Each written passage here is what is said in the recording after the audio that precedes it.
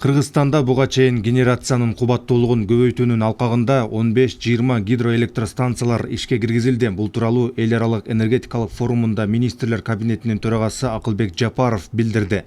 Анын айтымында азыркы учурда чакан ГЭС курууга аянттарды даярдоо, долбоорлоо жана зарыл болгон жабдыктарга буйрутма берүү боюнча иштер жүргүзүлүүдө. Мамлекеттин күчү менен Бала Саруу, Орто Токой, Бурулдай, Кара Көл ГЭСтери курулат. Мындан тышкары министрлер кабинетинин башчысы генерациянын кубаттуулугун көбөйтүүнүн алкагында Камбарата 1 ГЭСин, 3 күн станциясын жана шамал станцияларын ишке киргизүү пландалып жатканын айтты.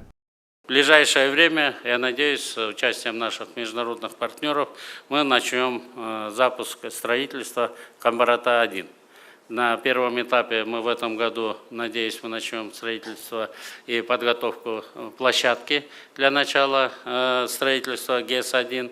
Где-то на первый этап нам необходимо мобилизовать 498 миллионов долларов, и в ближайшие 3-5 лет мы собираемся запустить один из первых агрегатов на 640 мегаватт, что позволит нам запустить и Камбарата-2 на полную мощность. Это 360 мегаватт. Надеюсь, 3 агрегата заработают.